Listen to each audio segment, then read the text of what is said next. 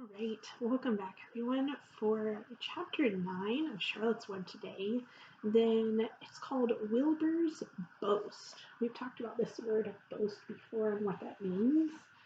I wonder if you remember that boasting usually means you're being really prideful. You're kind of showing off and you're telling other people what you can do or how you might be better or trying to just show off something that you can do. And maybe it's not always something you can actually do, but you're kind of boasting about it, talking about it, being prideful, and maybe telling other people that you're better than them. So boasting is definitely something that can be bad sometimes. I remember we learned about it with the pancake and the gingerbread baby. Well, today Wilbur has a boast, and I wonder if his boast will be something he can actually do, or maybe something he wants to do or wants other people to think he can do. So listen to find out what is the thing that Wilbur is boasting about, and can he actually do it? Chapter 9, Wilbur's Boast. A spider's web is stronger than it looks. Although it is made of thin, delicate strands, the web is not easily broken. However, a web gets torn every day by the insects that kicked around in it, and a spider must rebuild it when it gets full of holes. Charlotte liked to do her weaving during the late afternoon, and Fern liked to sit nearby and watch. One afternoon she heard a most interesting conversation and witnessed a strange event. "You have awfully hairy legs, Charlotte," said Wilbur, as the spider busily worked at her task. "My legs are hairy for a good reason," replied Charlotte. "Furthermore, each leg of mine has 7 sections: the coxa, the trochanter, the femur, the patella, the tibia, the metatarsus, and the tarsus." Wilbur sat upright. "You're kidding," he said. "No, I'm not." "Say those names again. I didn't catch them the first time." "Coxa, trochanter, femur, patella, tibia, metatarsus, and tarsus." "Goodness," said Wilbur, looking down at his own chubby legs. "I don't think my legs have 7 sections." "Well," said Charlotte, "you and I lead different lives. You don't have to spin a web. That takes real legwork." "I could spin a web if I tried," said Wilbur, boasting. "I've just never tried." "Okay, let's see you do it," said Charlotte. Fern chuckled softly, and her eyes grew wide with love for her pig. "Okay," replied Wilbur, "you coach me and I'll spin one. It must be a lot of fun to spin a web. How do I start?" "Do you think Wilbur is going to be able to spin a web?"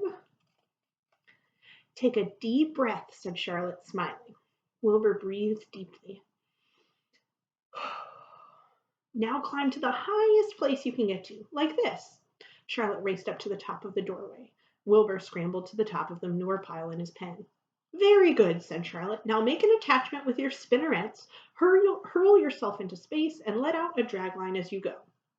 Wilbur hesitated a moment. Remember, he kind of stopped. He wasn't sure. Then jumped out into the air. He glanced hastily behind to see if a piece of rope was following him to check his fall, but nothing seemed to be happening in his rear. And the next thing he knew, he landed with a thump. "Oof!" he grunted. Charlotte laughed so hard her web began to sway. "What did I do wrong?" asked the pig when he recovered from his bump. "Nothing," said Charlotte. "It was a nice try." "Now, I think I'll try again," said Wilbur cheerfully. "I believe what I need is a little piece of string to hold me." The pig walked out to his yard. "You there, Templeton," he called. "You there?" The rat poked his head out from under the trough. "Got a little piece of string I could borrow?" asked Wilbur. "I need it to spin a web." "Yes, indeed," replied Templeton, who saved string. "No trouble at all. Anything to oblige." He crept down into his hole, pushed the goose egg out of the way, and returned with an old piece of dirty white string. Wilbur examined it. "That's just the thing," he said. "Tie one end to my tail, will you, Templeton?" Wilbur crouched low and with his thin, curly tail toward the rat. Templeton seized the string, passed it around the end of the pig's tail, and tied 2 half hitches. Charlotte watched in delight. Like Fern, she was truly fond of Wilbur, whose smelly pen and stale food attracted the flies that she needed, and she was proud to see that he was not a quitter, and he was willing to try again to spin a web. Here is Templeton tying the rope onto Wilbur's tail. While the rat and the spider and the little girl watched, Wilbur climbed again to the top of the manure pile, full of energy and hope. "Everybody watch!" he cried, and summoning all his strength, he threw himself into the air head first. The string trailed behind him, But as he had neglected to tie the other end of the string to anything, it didn't really do any good. And Wilbur landed with a thud, crushed and hurt. Tears came to his eyes. Templeton grinned. Charlotte just sat quietly. But after a bit, she spoke. You can't spin a web, Wilbur, and I advise you to put the idea out of your mind. You lack two things for spinning a web. What are they? Asked Wilbur sadly. Before we find out what he lacks, here is Wilbur trying again to spin his web with little Templeton grinning right here in the corner. Charlotte said, You lack a set of spinnerets, and you lack know-how. But cheer up, you don't need a web. Zuckerman supplies you with 3 big meals a day. Why should you worry about trapping food? Wilbur sighed. You're ever so much cleverer and brighter than I am, Charlotte. Remember, if you're bright, that means you're super smart. I guess I was just trying to show off. He's boasting. Serves me right. Templeton untied his string and took it back to his home. Charlotte returned to weaving her web. You shouldn't feel too bad, Wilbur, she said. Not many creatures can spin webs. Even men aren't as good at it as spiders, and even though they think they're pretty good, and they'll try anything. Did you ever hear of the Queensboro Bridge? Wilbur shook his head. Is it a web? Sort of, replied Charlotte. But do you know how long it took men to build it? 8 whole years. My goodness, I would have starved to death waiting on that long. I can make a web in a single evening. What do people catch in the Queensboro Bridge? Bugs? Asked Wilbur. No, said Charlotte, they don't catch anything. They just keep trotting back and forth across the bridge, thinking there's something better on the other side. If they'd hang head down at the top of the thing and wait quietly, maybe something good would come along.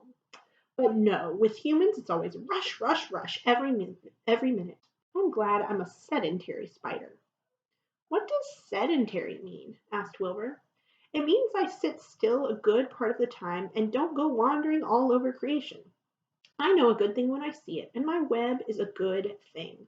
I stay put and wait for what comes. Give me a chance to think. Well, I'm sort of sedentary myself, I guess, said the pig. I have to hang around here whether I want to or not. You know where I'd really like to be this evening? Where? In a forest looking for nuts and truffles and delectable roots, pushing leaves aside with my wonderful strong nose, searching and sniffing along the ground, smelling, smelling, smelling. You smell just the way you are, remarked a lamb who had just walked in. I can smell you from here. You're the smelliest creature on the planet. Wilbur hung his head. His eyes grew wet with tears. Charlotte noticed his embarrassment, and she spoke sharply to the lamb. Leave Wilbur alone, she said. He has a perfect right to smell, considering his surroundings. You're no bundle of sweet peas yourself. Furthermore, you are interrupting a very pleasant conversation. What were we talking about, Wilbur, when we were so rudely interrupted? I don't remember, said Wilbur. It doesn't make any difference. Let's not talk anymore for a while, Charlotte. I'm getting sleepy.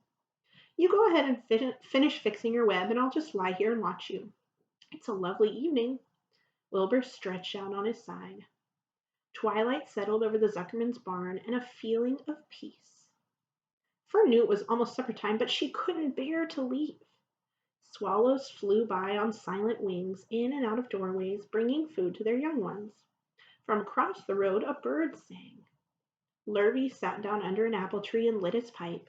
The animal sniffed the familiar smell of strong tobacco. Wilbur heard the trill of the tree toad and the occasional slamming of the kitchen door. All of these sounds made him feel comfortable and happy, for he loved life and loved to be a part of the world on a summer evening. But as he lay there, he remembered what the old sheep had told him.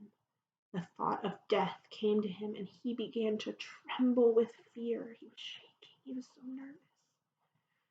Charlotte, he said softly. Yes, Wilbur? I don't want to die. Of course you don't, said Charlotte in a comforting voice. I just love it here in the barn, said Wilbur. I love everything about this place. Of course you do, said Charlotte. We all do. The goose appeared, followed by her 7 goslings. They thrust their little necks out and kept up a musical whistling like a tiny troop of pipers. Wilbur listened to the sound with love in his heart. Charlotte, he said. Yes, said the spider. Were you serious when you promised you would keep them from killing me?